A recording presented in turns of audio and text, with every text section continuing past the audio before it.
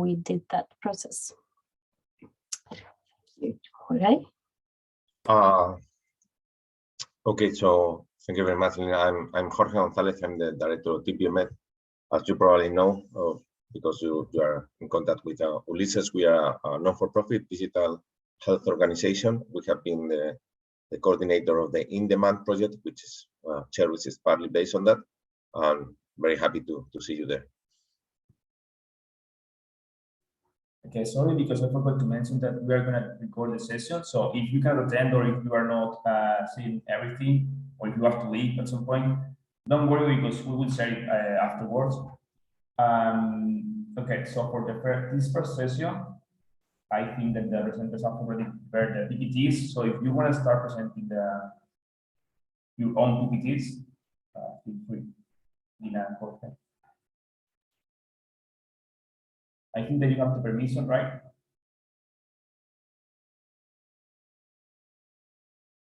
Okay. Will you start, Jorge? Sorry, I missed that. To start what? With the review of the document? What the presentation. The presentation.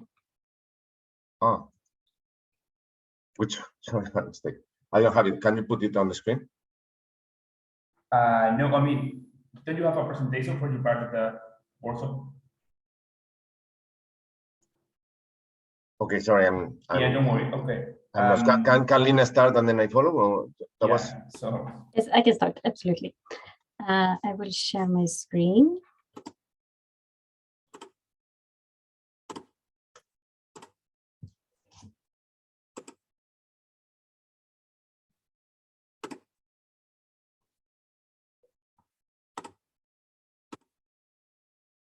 Do you see it in the presentation mode now? Yes.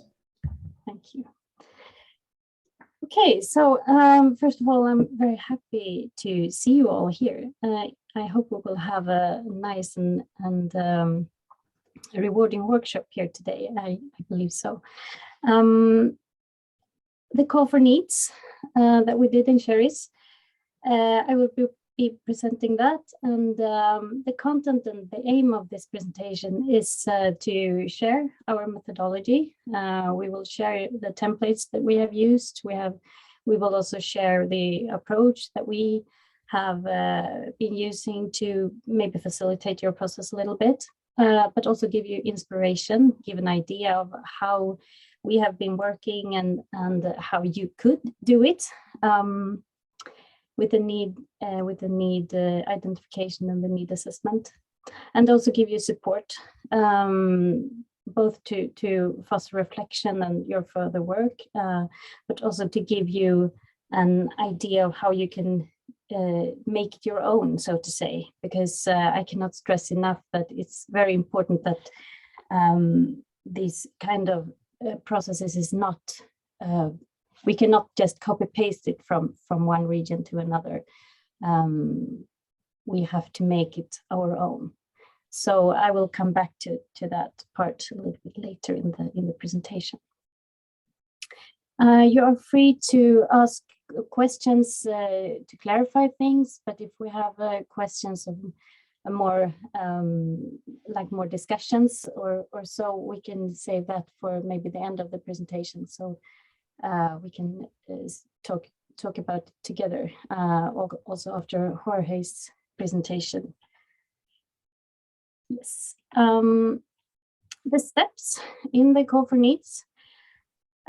We have been very, as I said, very clear about that the process is it's following the same steps for each region in CHERRIES, but we have also been very adaptive to the regional conditions. So we have done it a little bit different in each region, which you will see later on in the presentation. But as I said, we have been following the same steps. The first being preparation of the call for needs, which included general planning, like defining the calendar for the call, defining responsibilities, defining target groups, and also develop a dissemination strategy. We have also been creating a submission template to collect the information that we need to select a need. And this template, we have also been adapting this to the territorial conditions in each region. We also set up the tools that we need to collect the needs, which also looked very different in each region. And also define the evaluation criteria and the evaluation committee in each region. It was the preparation step. Then following the launch of the call, we have also been in each region facilitating workshops to raise awareness and provide training for the call for needs. And this took place in parallel with the actual call. So the call was open while doing these workshops. And then we ending with the evaluation and the selection part of the process. I will guide you through these steps. And as I said, if you have questions for clarification, feel free to ask. Starting with the target groups and the dissemination, because the calendar and all that is, well, that's very much up to you and your regional conditions, of course. But the target groups in the 3 regions looked a bit different. In Cyprus, we had healthcare professionals, associations of patients, and other public stakeholders. So it was quite a broad group in Cyprus. That was the target group. In Murcia, we had more focus on the healthcare professionals of SMS, associations of patients, and also research group of universities. I believe there are 3 universities in Murcia that was invited to this call. You will correct me if I'm wrong, Ulysses. And in Örebro, there was a wide range of stakeholders, including healthcare, both in the region and the municipalities. We had civil society organizations, and also the call was open for private citizens. So we have 3 quite different approaches in the 3 regions, which also, of course, led to different dissemination strategies. I'm not asking you to read all this information in this slide. You will get the slides after the presentations if you want. But the different dissemination strategies in Cyprus, they had a few channels in social media and bilateral communication with the individual applicants. They had a lot of individual communication with the potential applicants, actually, several times. So they felt that they needed quite a lot of support and had quite a lot of questions around the call, so that wasn't necessary. They had also bilateral teleconferences with stakeholders, and also a social media campaign through Facebook and LinkedIn, also followed up by private messages. So quite a lot of individual conversations with the stakeholders in Cyprus.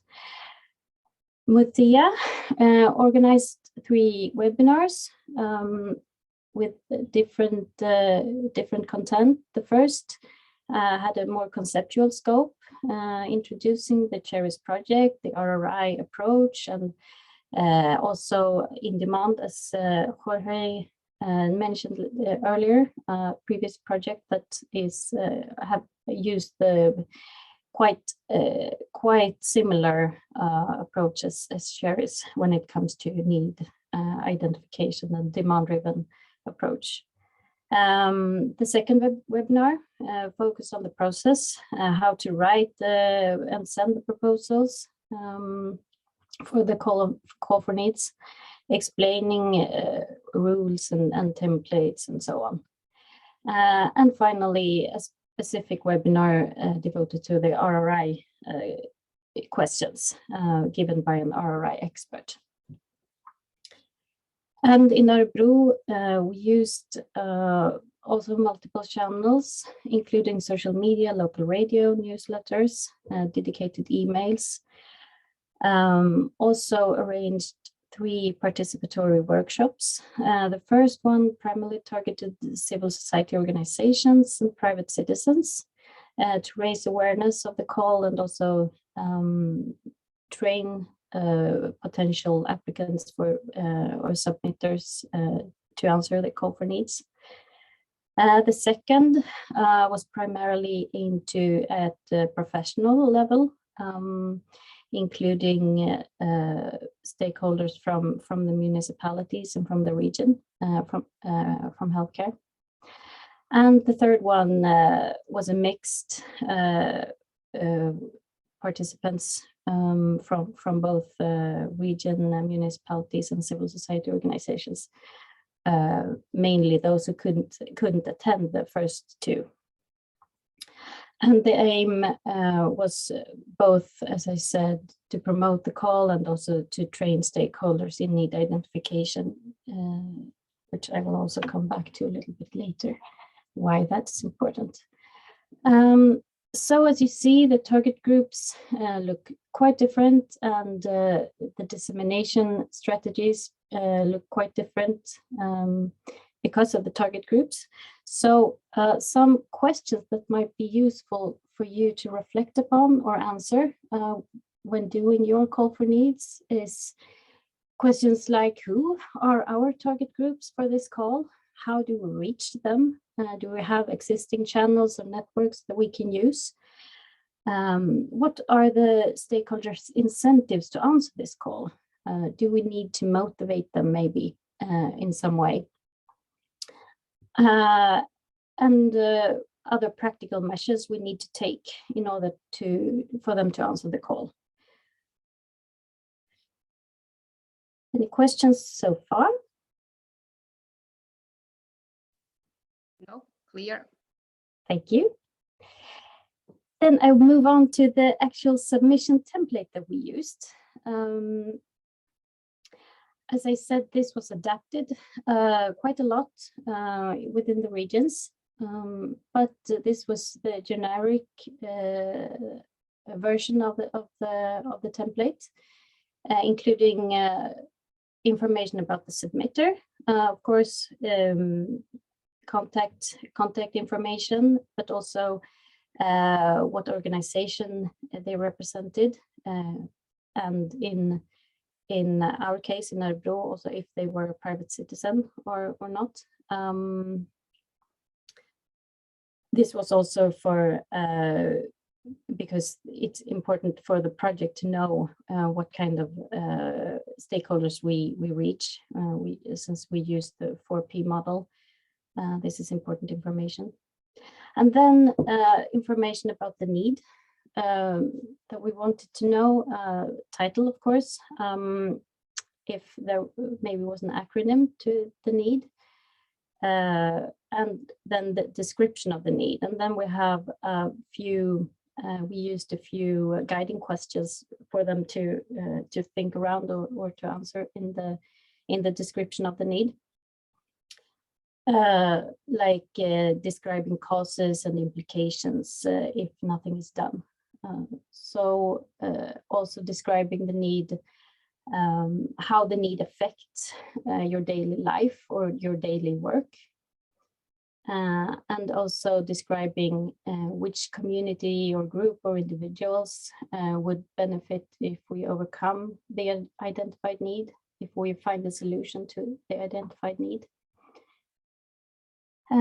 Scalability was another question that we wanted to have answered, and this was also one of the questions that was adapted within the regions for Örebro's case. For example, we didn't just want to know challenges or needs that was related to the hospital, as our target group was a lot broader. So we actually didn't use the scalability question at all in our case, in our template. So that looked different. Functionality was another thing that we asked about, describing the way we could address the need, main potential features or functionalities which would help addressing the need. Expected impact, if we find a solution to the need, what can we expect regarding impact? And also there are a few guiding questions. Feasibility, describing barriers and how we could overcome these barriers. And then we had a commitment part that the applicant or the submitter would confirm their future involvement in CHERRIES if their need is selected. This was also a question that we didn't ask in Örebro because we, since we also targeted private citizens, we cannot expect them to commit to further involvement. So this was also adapted. And then legal disclaimer, of course, agreeing to process data. So this is the generic template, which really needs a lot of thought, I believe. If you choose to use this, what do you need to ask? What do you need to know from your submitters? So questions to answer here or reflect upon is what information do we need about the submitter for the further process? What information do we need about the need to assess the need? And do we need to ask about commitment, for example? And maybe there are also other questions that you, from your territorial requirements or from your territorial conditions need to ask that we didn't ask. So moving on to the collection of the needs. The generic template that I showed you before was adapted also within each region to different formats. In Cyprus, they used a template designed in Microsoft Forms that followed this generic version, but also was a little bit adapted. The form was uploaded on CHERRIES Microsoft server, and they created a dedicated section within their website with all the details and descriptions of the call, with also a link to directly into the form where you could fill in the form online.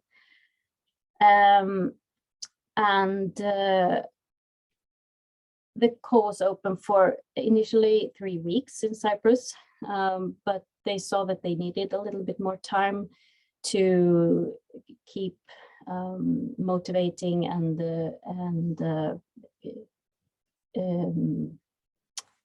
have more contact with the stakeholders, with the potential submitters.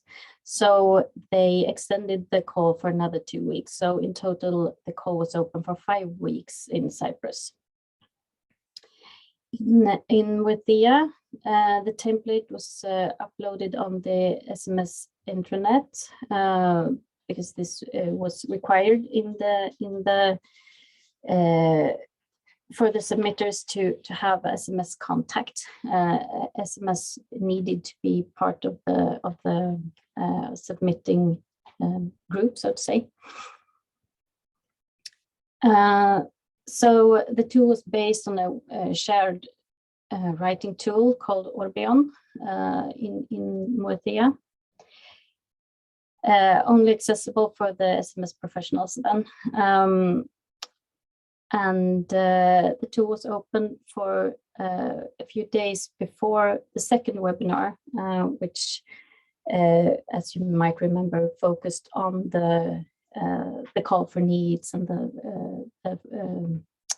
actual form and things like that. Very practical webinar around the call for needs, in order to make the process very smooth for the submitters.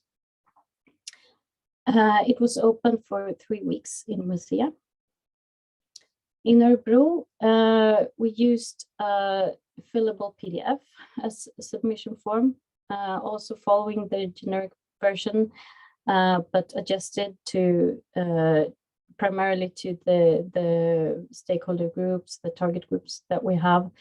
Many of the stakeholder groups that we try to reach are not used to writing proposals like this, so we used maybe a slightly simplified version of the generic template. We published it on the region's website, and it was open for 3.5 weeks. So questions that you could reflect upon when it comes to collecting the needs is, what is the easiest and best way to report the needs for the target group? And also, what is the easiest and best way for you to collect the needs and then find some kind of balance there, something in between. Also, how should we disseminate the call? How do we motivate the stakeholders to answer the call? Do they need maybe support or training to answer? Because we know that we tend to go directly on the solution. Many of our stakeholders are not used to reflecting around needs or problems. So that might need a bit of support. Any questions so far? I do, but I think I will leave it for the end. Okay, perfect, thank you. The evaluation process was done in 2 steps. First, we had the evaluation of the eligibility criteria, if applicable. Cyprus and Moethea used an eligibility criteria. We did not in Örebro. This was not assessed by the whole evaluation committee, but only from one expert from the stakeholder, healthcare stakeholder. And then the actual evaluation of the selection criteria that we developed, which you will see very soon. In order to support an objective evaluation process, every committee member made an evaluation of every collected need separately. And then we counted together the points to get an overall assessment of each need to help the committee to select a need. The evaluation criteria that we used in this process, I'm not sure, maybe the text is a bit small for you to read, but you will see this later on. You will get this template as well. As eligibility criteria, it's really a question of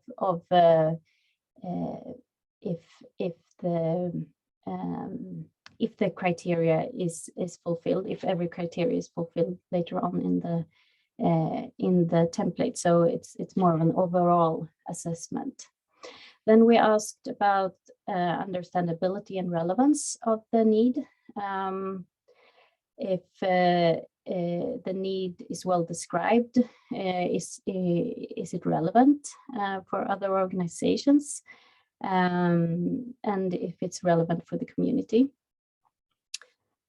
We also asked about innovation, to assess the innovation potential of the need, if we are able to seek innovative approaches to address the need, and also feasibility, if it's feasible within the time frame of the project and the budget of the project.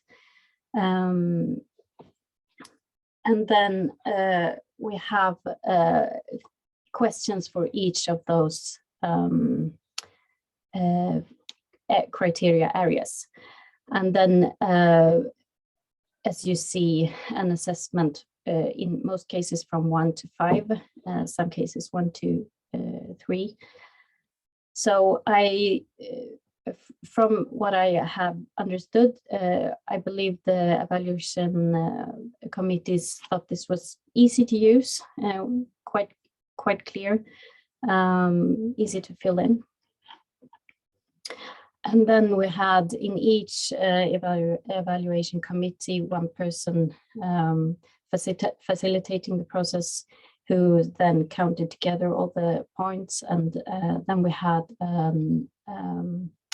mutual meeting with the committee, where we looked over the overall assessment of each need, and then made a selection out of that. The evaluation committee, it's important that we have relevant people, relevant experts to assess the needs that may come from different stakeholders or different parts of the organizations that are involved in this project. Indicatively, most regions had top management representatives, in some cases clinical stakeholders, IT experts, innovation management experts, and market experts, but also not to forget representatives from other involved stakeholders to assess the challenges, especially maybe regarding feasibility of the potential solutions. So this is also, of course, very different between the 3 regions, how the evaluation committees looked, who was involved in the committees. This is also described in a report that you can get if you want later after the seminar. So questions that might be nice to reflect upon for you around the evaluation process is what criteria are important for us to assess the submitted needs. Do we need eligibility criteria, and what could that be in that case? And which is competence, what competence do we need to assess the submitted needs? What did we learn from this process then that might be useful for you to know? We very clearly saw that the bottom-up approach is very important. The smaller the community and the closer to the source, the need can be described and identified much faster and validated much faster. So a very important bottom-up perspective. Stakeholders, as I mentioned, are often not used to describing the need or the problem. They tend to go directly to the solution.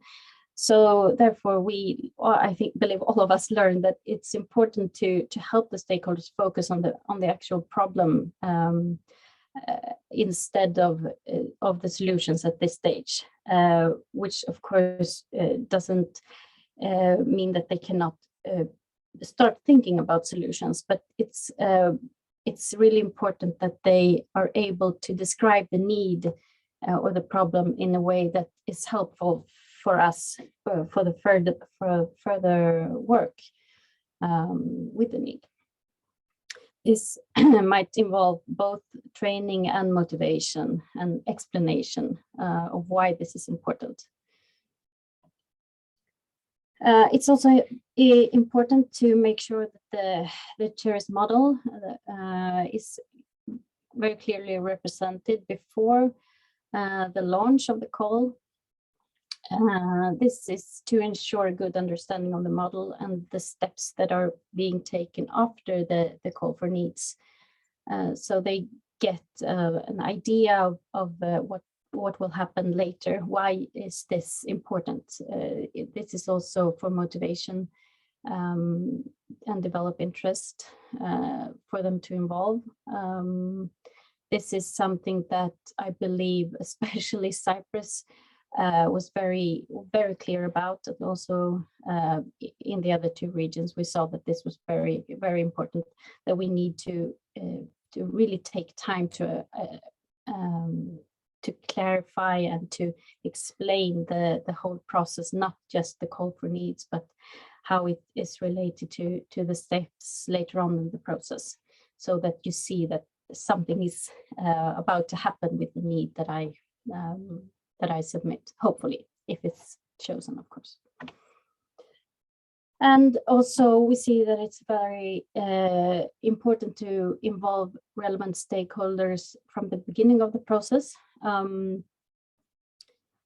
which is also related to the point above, that they need to be aware of the process from the beginning, and this is also very important for the implementation and motivation, of course.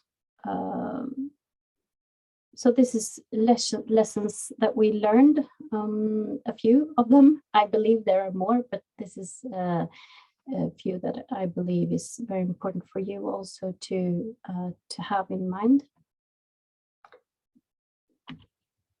So finally, what you will get from us is the submission template, which you can adjust to your needs. I cannot stress this enough, that to really think about what you want to ask. The evaluation template, and of course this need to align with the submission template. So if you change the submission template, you might also need to adjust the evaluation template. The report of the call for needs, I haven't in this presentation been mentioning anything about the actual needs that was reported or selected, because I believe that might be, I believe you might know that from the recent previous presentation and in the kickoff, but also that this is your process that is in the focus of this presentation. So, but if you want to read more about what needs were reported and chosen, it's also in the call for needs report. But there we also explain the process a little bit more. So if you want, you can have the report, and also support. As you know, you will get support from us, from your partners in the project, from all three pilot regions, within what we can do to help you facilitate this process. So thank you. That was all I had to say. Do you have any questions?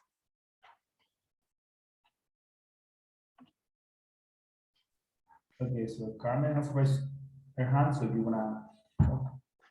Yeah, hello everybody. I'm Carmen Mihai. I'm the cluster manager at Imago Mall Cluster, part of the consortium from Northeast region of Romania. And I have one question for Lina, if it's possible, because you mentioned about the importance of identifying the needs from the organizations that will take part in our process. Do you have any recommendations for the tools, or I don't know, instruments in the guided process that can be used within these workshops to help them identify their needs? Because I think it's very important, as you mentioned. They all try to say, okay, I need this, this, and this, but or they say what are the solutions for the needs, but they don't somehow they don't get to the point. I mean, their needs. Yes, thank you for the question. That's a very good one. I think that I believe, of course, we did very different in the 3 regions, and I will have to maybe, I don't know if Jorge or Ulysses can answer for Muthia how you did it, but in Örebro we used we had, as I said, participatory workshops where we try to focus on both try to identify needs, but also dig a little deeper. For example, asking what is the reason for this need, so that they can really just try to make them reflect upon the need and ask a lot of questions. I believe is important there. As I said, the reasons behind it, but also what will happen if we do not address this.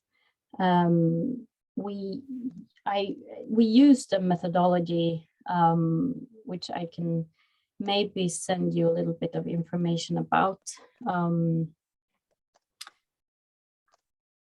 Yeah, but I think that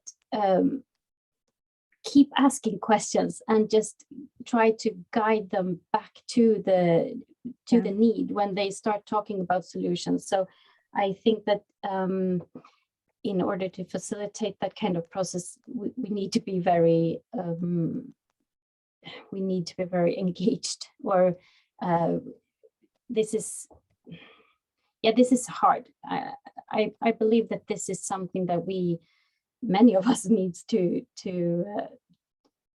work upon, to do a little bit more, to be aware of. Also, I think that often we are not aware of we think that we investigate the problem, but we really don't. We just think that we do. And also we need to involve the stakeholders that are actually directly affected of the problem or the need. It's also important that we don't just invite stakeholders that work as or take the role of interpreting other people's needs.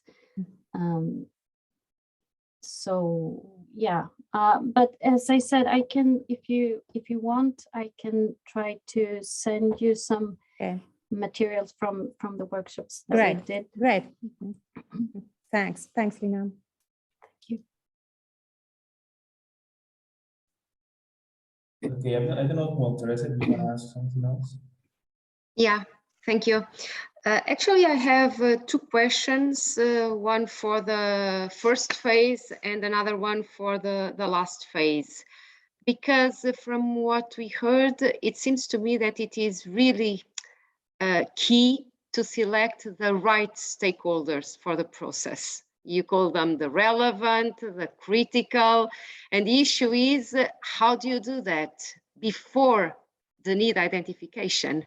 So I was wondering, because you are working on a broad sector, a broad area, so you are able to identify relevant stakeholders, but then when you identify the need, maybe you left important stakeholders out.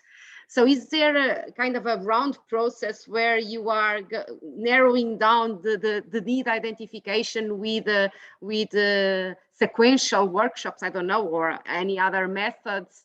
Because it would be very, almost a miracle to have the right, critical, relevant stakeholders identified immediately.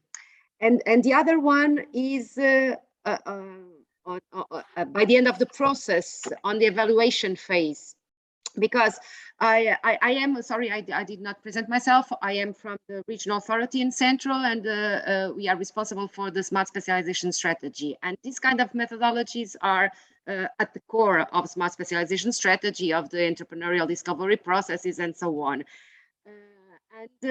We have performed a EDP event with the support of the Joint Research Center, and using the methodology that they have developed, and it's slightly different, which is okay, of course. The thing is that everything happens in an event, so maybe it's not so deep, so thought about. It pretty much depends on the people that we are able to mobilize to the event. So, of course, having this kind of calls to address these allows you to have a broader participation, I guess. But anyway, you identify the needs, or you collect ideas, and then all together we vote the ideas. So actually, you kind of involve who is proposing the ideas in the selection process. And here it seems to me that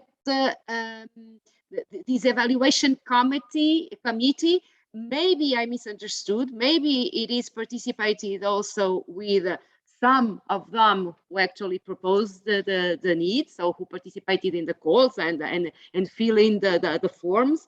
But there is also kind of an expert evaluation, an external. How external should it be?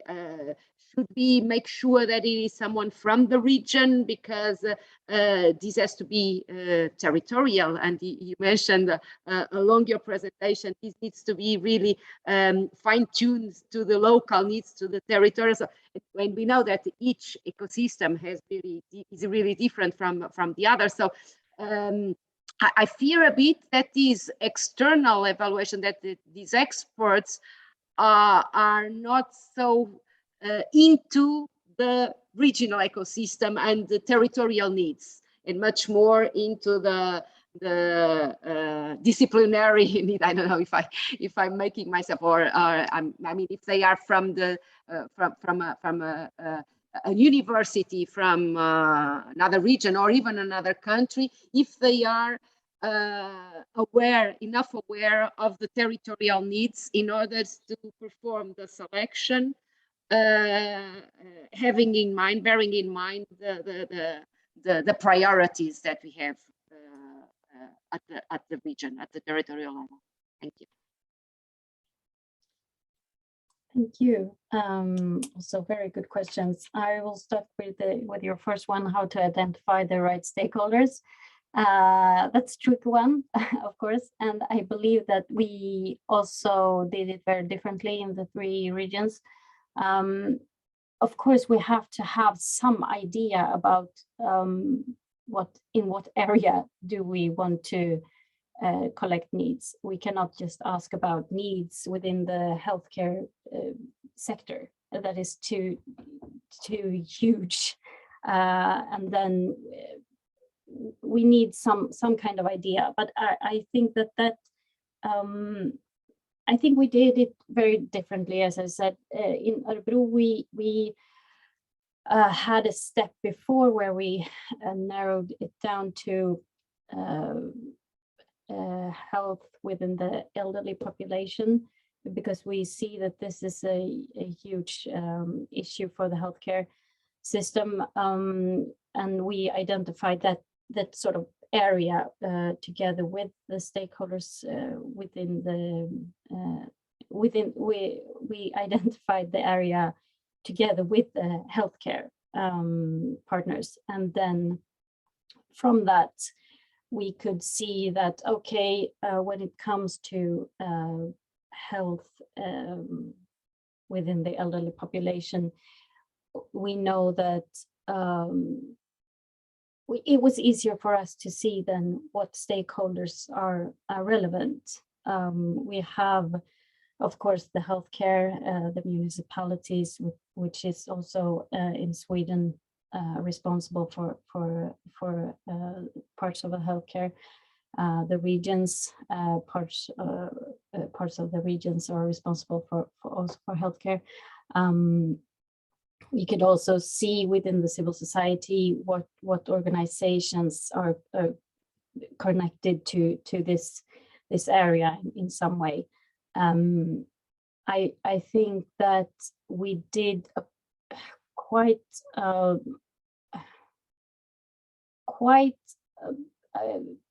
we spent quite some time to do the stakeholder identification before the call for needs, but that was part also of the methodology within the CHERRIES project, within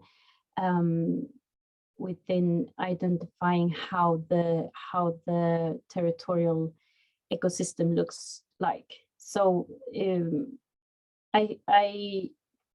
I think that you might need to have, which you probably have, of course, some idea about some area, but also I think you could do as I believe that Muthia did, was more focusing on stakeholders first, and then knowing that this will affect what needs we will get. That is another way to look at it, which is not wrong either. I mean, that's also a very good approach, I believe, but we have to be aware of the fact that what's the stakeholders that we focus on or invite will affect what needs we will get. So, but I also liked your idea about doing this in steps, and then of course there is always the possibility of inviting more stakeholders if we along the way see that we missed some stakeholders. I mean, we get smarter every time we do things. So I like that idea actually to do that. I believe that this was the first time that we did something like this. Ulysses and Jorge was involved in the previous project of Indemand, so maybe you have other ideas about how to answer this question about the relevant stakeholders. Yeah, sorry, well, I wasn't involved because I wasn't here by that time, but for sure, program, because he was like managing that project. Yeah, for me, I think it depends a lot on the challenge, on the need that you have. It doesn't need to be regional, because there is little, my opinion is more about the functionality that you expect. Here, there are two selection times for this aspect. One is to identify the best solution, so to say. And for that, what is critical is to have someone in the board that they can tell you, for example, how innovative is that, or if there is a solution already in the market for that unmet need. So it doesn't make sense that you apply for it, because then you can just go to the market and buy from there. If in the second case, in the second selection that you need to do, which is basically to select the private company, the supplier that is going to go with you.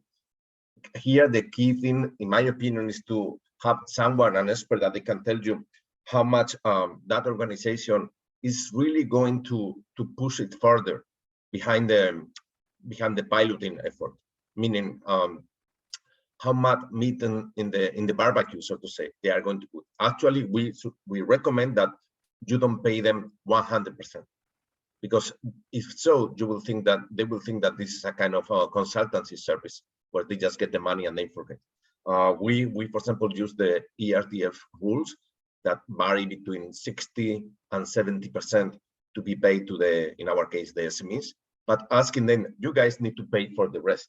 Meaning that if you want to participate here, you have to put also your own money, your own resources, because we are no longer supplier and customer relationship. We are partners.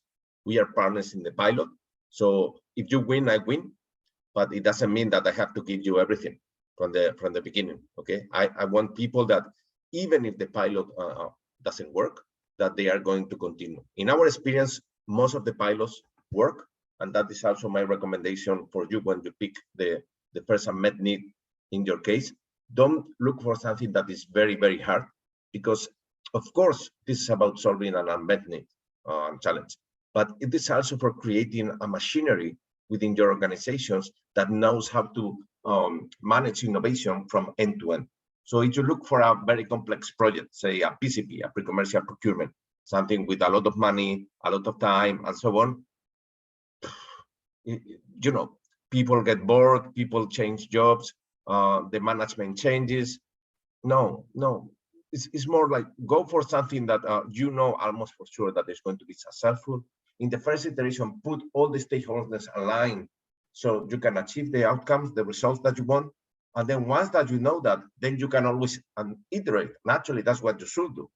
And the good thing about choosing an unmet need that is not very complex is that if you have early success, then people will talk in the time, oh, innovation is good. We did it, it was successful, and look what I got. We'll talk about this later. What incentives you can get, because you can do incentives to entrepreneurs that doesn't cost you money. Okay, I will talk about them in a minute during my time.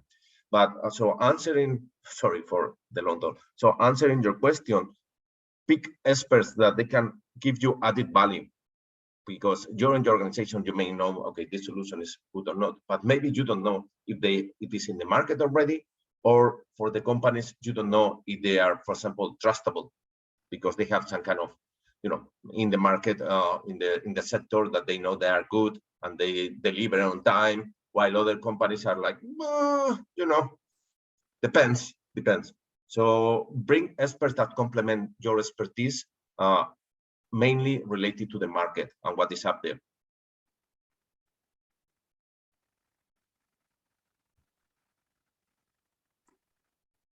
Okay, I think that there are no more questions. So if you want to start with your turn, Jorge. Right. So sorry for this. I was when Ulises asked me to put the PowerPoint. I don't have any PowerPoint. I just want to share some insights. But what I'm going to do is that I'm going to share what is the Indemand model. I know that CHERRIES model is different from Indemand, but it will serve me to guide through the process, even if CHERRIES model is different. Okay.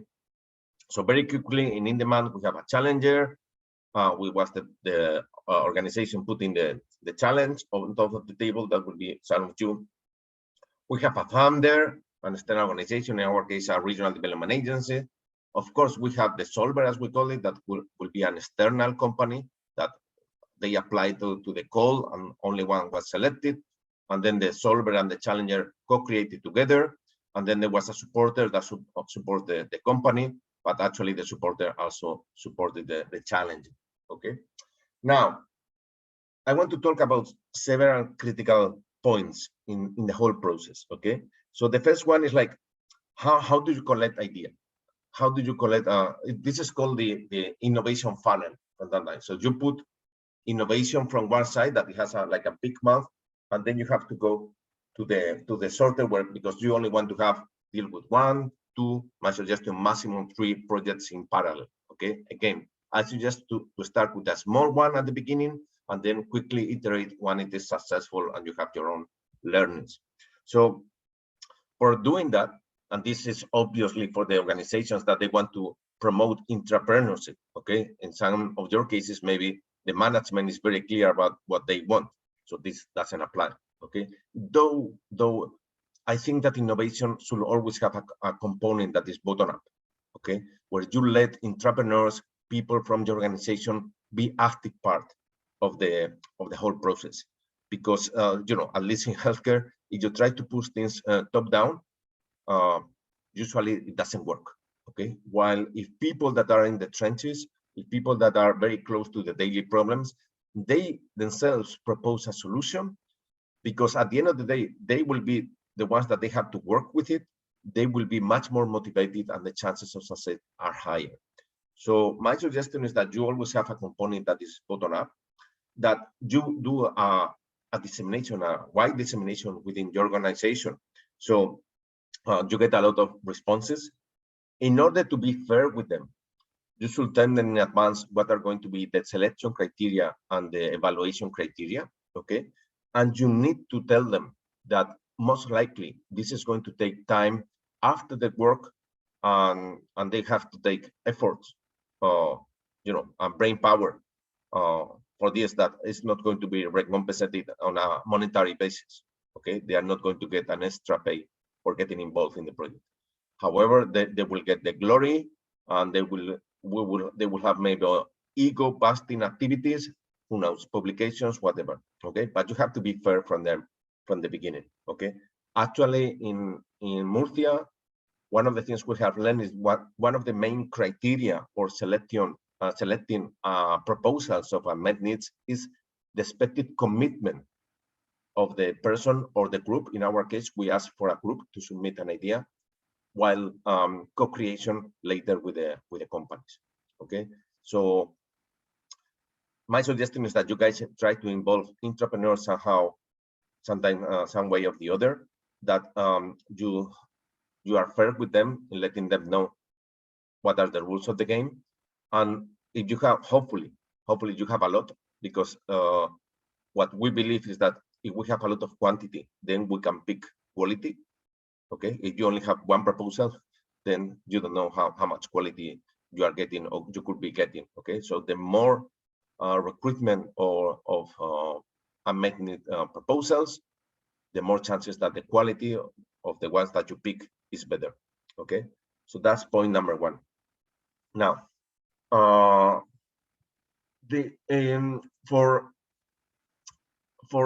the unmet needs, once you have selected the unmet need, usually that unmet need comes, you know, it is there, but it cannot be published outside the organization, because it has some components that you need to deal in the organization. Perhaps if it is a digital solution, you need to incorporate what is the some kind of standards, or one is the IT criteria that need to be incorporated, as well as, say, privacy, security, legal. So what we call it, or I call it, is that you need to polish the first unmet need. In our jargon is that you get an unmet need from the process, the innovation funnel that I mentioned before.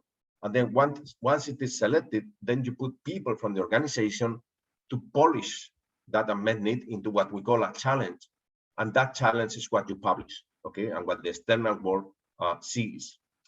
So now, again, you have a challenge. You hopefully do a wide dissemination, hopefully supported by some organization that is very close to the field, like a cluster, like an intermediate organization. They have different names in different regions, but at the end of the day, they all do the same. They are kind of a link between different stakeholders in the region, especially potential solvents. Now, I'm not sure if you want to have the best of the region, or the best of the country, or the best of everything, okay, the world. My suggestion is that it is very important that the company speaks the local language of the proposal. For example, in our case in healthcare, you will say, oh, everybody speaks English. No, lie. Okay, some doctors, they can understand, but they are not fluent. So if the company, the winner, is not from the same country, or at least they know how to speak that language, it will not work, because at the end of the day, there has to be an implementation, and if that people that they have to speak, they have to do it everything in English. It's complicated. Let's put it this way. Okay, so my suggestion is that again, when you use you're at the selection process that will be here, that you get the supporter to disseminate as much as possible. So again, the more applications you get, the more chances to get quality, a good one. Okay. Again, in the evaluation criteria for these companies, my suggestion is that you see companies that they are already in the sector. That means that they are not parachute here because they see an opportunity, but they basically shoot everything that is moving.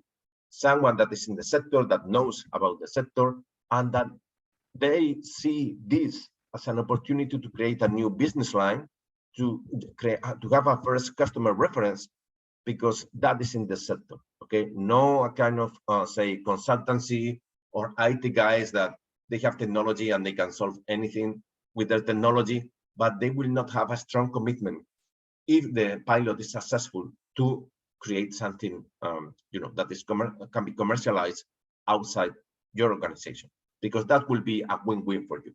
Okay, and I'm happy to take any questions. Please, I cannot see you because I'm sharing my screen, but please feel free to stop me anytime, or if I cannot see your hands, I will ask Ulises to stop me, and I will take questions as we go.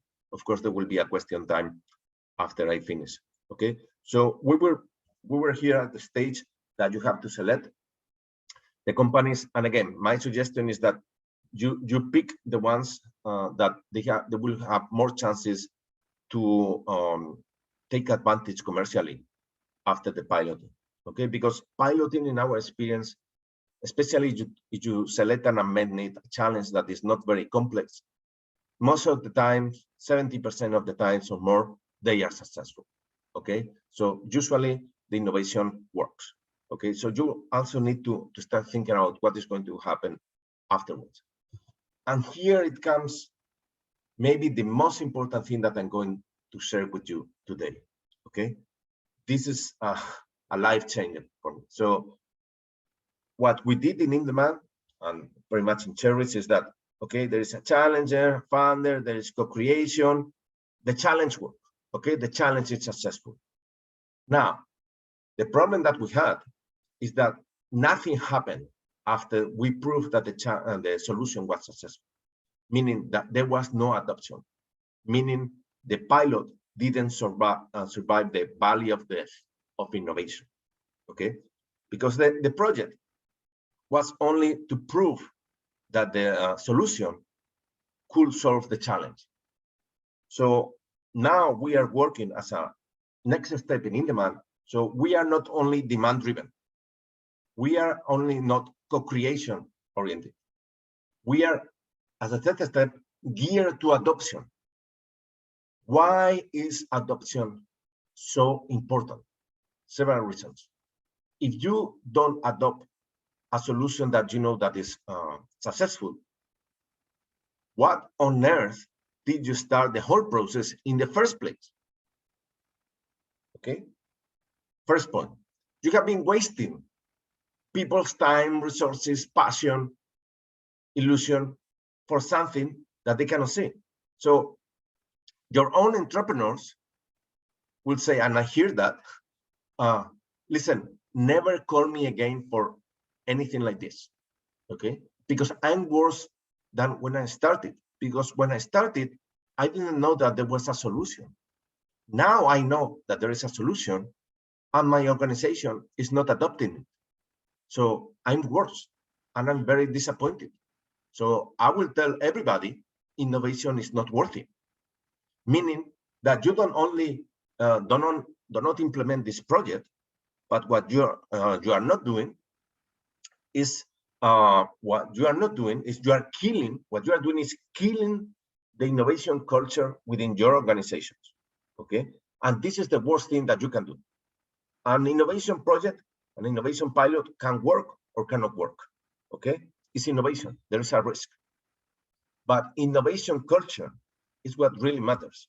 Okay, I don't know if you have heard this expression that what is it? Kills strategy. So culture eats strategy for breakfast. You can have the best strategy that you think by the book.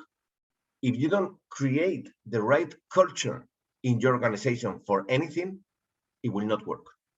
So please, please, please think about the culture that you want to put in your organization, which obviously takes into account a lot of stuff.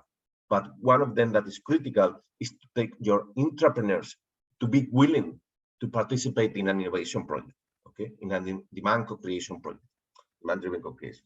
So what does it mean? What does it mean that you adopt? What does have to be there so you adopt? First thing, in my opinion, this is all my personal opinions, okay? This is my learnings. Of course, you can do whatever you want, but I just want to share the frustrations that I have by not doing things how this will be done. We are trying to do that now. First thing that you need to do is that before launching any unmet need identification, you need to go to the management. You need to go to the decision maker and say, hey, if we are going to do this, it's because if it is successful, you commit to adopt it. And by commitment, I mean that you are going to put money on the table and you commit to launch a tender process after we prove it is successful. If it is not successful, you throw it to the basket and you start again if you want. But if it is successful, it is critical that management and decision makers say, I commit to that, I put resources, and we launch the tender process, okay? Because if not, it happens. It happens. You are successful, nothing happens, you kill the innovation concept. So before launching the whole process, you need to have that commitment. And if you don't have it, my suggestion is just wait to the right opportunity, but don't launch things hoping that when you do it, oh, management is going to fall in love with it, and for sure they're going to buy it. Wrong. That never happens. Never happens. So you need a necessary condition is that you get the commitment of your decision makers before launching the product. That is necessary, but not enough. You need to keep on during implementation. You need to keep on interacting, especially with the key stakeholders. Say that you are going to co-create a digital solution. IT department is critical.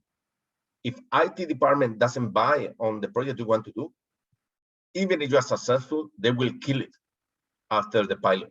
Okay, they'll say, "Oh, we are too busy. We don't have time." Okay, I will put it, in the stack of papers, meaning it will be dead.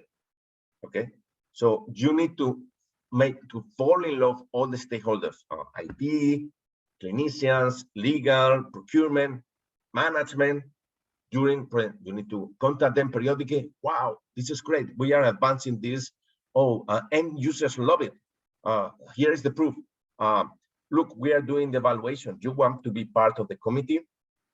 You need to do that exercise, which is very tiresome. Okay, I admit that, but it's the only way, in my opinion, during the project. And then after the pilot has proved to be successful, you have to put all your army, all your resources, everything to say, okay, now we tender for it. We do a procurement. Now we adopt it. And that means that there is a reserve of money if you're a public organization, perhaps from the previous year, because you know that public organizations, they have annual budgets. And then one typical excuse is you are in May and say, oh, we don't have budget for this. It was not planned. Oh, come back in November. We will talk about that. And then in November, it's past news. Again, you are dead. Okay. So you need to do all the preparation. And I cannot insist enough that you need to gear to adoption, because otherwise everything that you do is not worthy. Second thing, you are disappointing and taking all the passion from your entrepreneurs, and that's the worst thing that can happen to you because of the cultural thing. Now, my last recommendation to you is that it's very important to have someone that is accountable and responsible for the whole thing to happen. Okay, especially in the challenger organization. Okay, in the one that puts the challenge. So it can be a person from the innovation unit, can be a project manager, can be something, but it has to be one. Of course, that person has to coordinate internally and has to be like the gateway for the external exchanges. Okay, it's not that that person is going to do everything, but you have to have a reference, a name that everybody knows that that person is in charge of this, and that if there is a problem, that person is going to be proactive to solve it. And if someone wants to talk about it, this is the person to talk with. Okay. Otherwise, if you form just a committee of innovation, yeah, we'll say, no, it's your responsibility. No, I'm very busy. I cannot attend meetings. At the end, the innovation dies by itself. Nobody kills, but basically dies by itself. I could talk about this for hours. You know that Indemand was kind of my brainchild, but I think it's enough.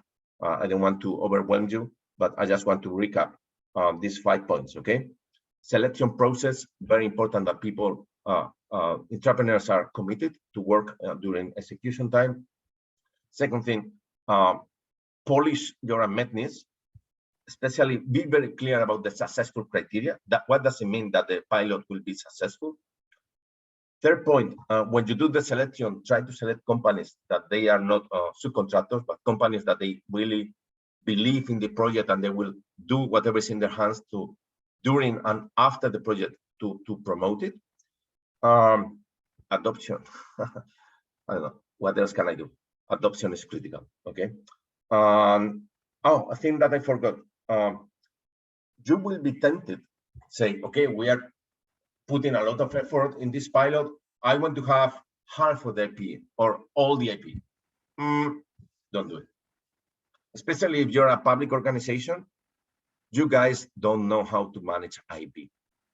And if you ask that to the SMEs, that's IP is very important for the SMEs, okay? If someone wants to invest in an SME, a private investor, and the SME doesn't own the 100% of the IP, meaning that they don't have freedom to operate, the investor most likely will say no. Because SMEs know this, if you ask for the IP, means that the companies that they apply for your challenge will probably not be the best ones. And if they do, sooner or later, they will try to get advantage of you somehow. So my suggestion is that you don't ask for IP, but rather you ask for exploitation rights, okay? So say you're a public organization and say, okay, for you, the IP, and that's what you should do at the very beginning, you should sign a co-creation agreement, but that's maybe getting too much detail. But in any case, what you should ask is for exploitation rights, meaning, hey, guys, we have been working together. Don't charge me with a license fee, okay? Because this is a co-creation thing. You should charge that to the other customers. But to me, you have to leave it the cheapest way. And your implementation hours, when we implement, you give me a special price, okay? Likely, you will need to pay, maintenance and upgrades, okay? I think that's fair to be paid by the company. It's also fair for the company that they get some money for the implementation because that's kind of extra hours from the pilot. But again, ask for what is a win-win. Exploitation exploitation agreements, I think is a win-win. If you ask for the IP, you lose because you don't get the best companies, and if you do, then the company loses. So this is a lose-lose game. Yeah, and the last point is to say you have to nominate someone in the challenger organization to drive the whole process. I'm sorry if I've taken too much time, Ulises, but this is what I wanted to share. Don't worry, it's perfect because we have still 12 minutes. So if you have some questions for Jorge or for Lina, raise your hand, just turn on your camera and feel free to speak. Maybe they are all in WhatsApp, Ulises. That's why they don't want to put the cameras far from Teresa. If I can ask something, may I? Sure, Teresa. Okay. So, Because to be honest, I was a bit confused. I think I understood completely what Lena presented. And it was not that clear for me the key role that you have now pointed out of the solvers. So I'm not so sure I'm able to fit solvers in the model that Lena presented. Do they come after the evaluation? No, because solvers are the ones that are proposing the ones that are proposing the needs to be the proposer are the challenger, Teresa. Okay. The proposer is the I'm sorry because I'm taking the old model from Indemand, and I know CHERRIES has a new model, but it's the same. What I'm saying that the ones proposing the unmet needs, the challenges, are the challengers. So in our case, the healthcare organization. So then you need to launch a tender to find the solvers. You need to have, well, what we did, we launched a call. We launched a call, and actually, I'm sure this is what happened in Murcia in CHERRIES. So you first identify what is the unmet need. In our case, it was together with a patient association. Okay, and actually there was a kind of competition to identify that unmet need. Okay. Once we had that unmet need, then we went to the market and we launched a call, another call, saying, hey, who wants to solve this unmet need? Okay. And then there was a selection of the solver, as we call it. Okay. And then challenger and solver co-created the Yes. solution. Good. Okay, so who selected? Who was the committee to select? Because I think that the committee that Lina mentioned was to identify, to fine-tune the challenge we are going to address. Yes. But then Yes. we need another selection committee to select the solver. And you already gave us some hints on what is critical to pay attention to in selecting. But who did you involve in this second, so to say, selection process? In the second committee, because you know what the unmet need is, Mm-hmm. you should invite people that, for example, whoever proposed the unmet need, that person has to be in that committee. Okay, do you understand? The entrepreneur that proposed that unmet need has to be in that committee.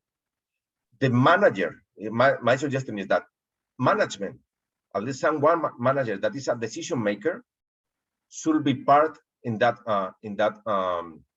committee, because then they are kind of obliged to say, okay, if something goes wrong or this company is bad, they can say, hey, you were in the committee. That was also part of your decision. Why didn't you veto that at the decision time? Okay. Then my suggestion is that you also take internal experts. So again, say it's a digital solution, what you are looking for. I will invite someone from the IT department. Say that this, what you are asking for has a lot of kind of legal or privacy issues. You should invite the privacy officer in your organization. Now, I also suggest, if you have the resources to do that, that you invite an external that they know about the market outside, that they can tell you, hey, this company is not good. Or this company, I work with them, you can trust them, they are very serious, they will deliver on time. Okay.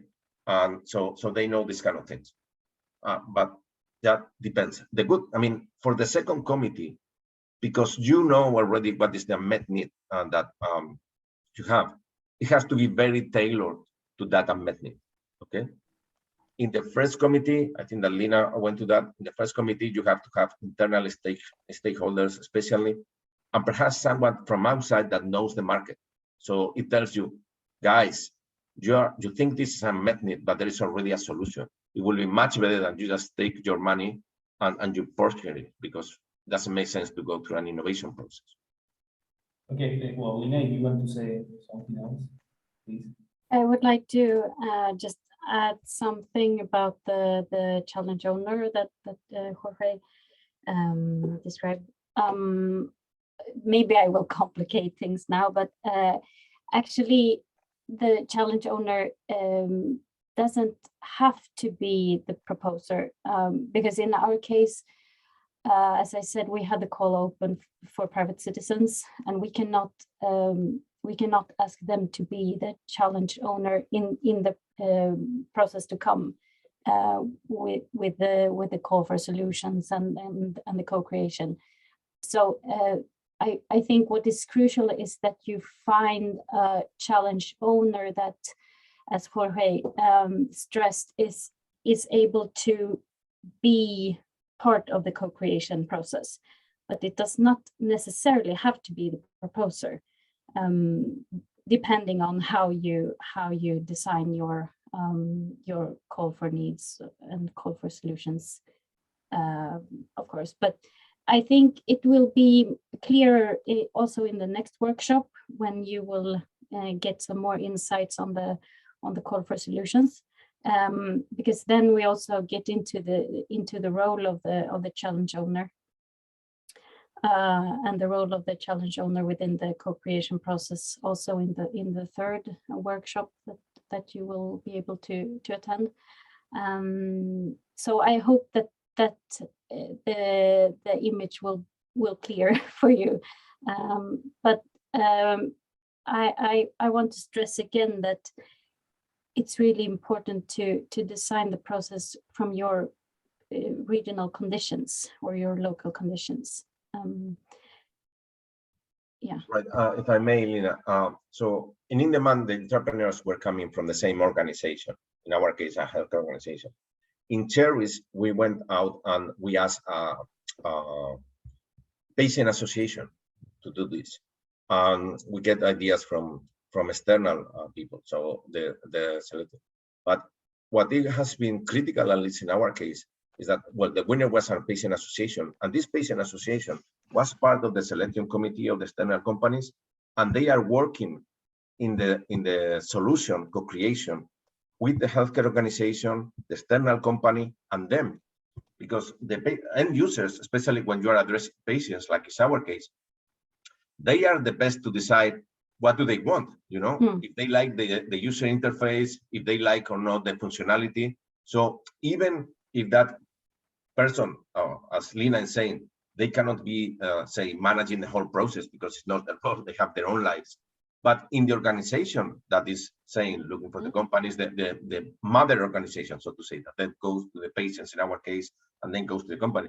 In that organization, you need to have challenge owners, so to say, someone that drives the whole process, that if they need to talk with the patients, or especially if they need to talk with the external company, because there is a delay, there is a problem, and that person is responsible. Okay, for example, in Murcia, we have some kind of problem, and that person was in charge, but also related to the patients. Okay, so my point here is that you need to have someone in charge at the driver's seat. Okay, of course, that has to coordinate with everybody. In CHERRIES model, as Lina was saying, if you have an external, say a citizen, you cannot ask them to be that person. It doesn't make any sense. But if I were you, at selection of the unmet needs proposed by different patients, again, the more credibility of the commitment of that person to be part in the co-creation, meaning they are not going to program that, but at least they can say, I like this, I don't like this, I'm available to attend meetings, to confirm that I like what it is been doing, or to say, no, I don't like it, please change the functionality, or please change the user interface. The more, the more credibility they have when they say that in the application, the much better it will be the co-creation. I think that the next question, well, it was posted in the chat, but I don't know if you wanted to say Ori. No, it's not a question, just to remind if you could send the additional information that we mentioned earlier. It was very, very, very important on methodology. Yeah, Well, we prepared a PDF that I sent to you like 2 days ago, but also I'm going to share with you the templates that Lina shared in her presentation and other materials, together with the recording and the PPTs. So don't worry for that. But I don't know if Jorge and Lina, if you have some extra resources that you would like to share with them. If you do, share it with me, and I will give it to you. Okay. Okay. I cannot, because I mean, for me, you can send them the recording, because it was all in my head and I put it in handwriting, and I think that my handwriting is even worse than a doctor. So it will be like punishing the learners with that. So, but I think that everything I wanted to say is recorded. So I'll ask them to record it, to watch the recording, and of course, happy to answer any questions offline. Really, I encourage you to move on. Again, it's very important, in my opinion, that you guys not only do the demand-driven and the co-creation, but also think about the adoption. Good luck. We think that is worth it. So please try. Okay, I don't know if you have any questions more. We are running out of, well, we have a minute. So if you have some question or something, last question. And if not, we're gonna finish here. Okay, just to remind you that the next session will be on the 14th of February, Monday at 11 o'clock. I will share with you also the previous week some materials and some information. And of course, if you want to ask something to Lina or Jorge, I think you don't have their emails, but I will share with you, so you can ask them whatever you want. Thank you for coming today, and see you next day. Okay. Thank you. Thank you. Bye bye. Thank you. Bye bye. Thank you. Bye. Bye. Thank you.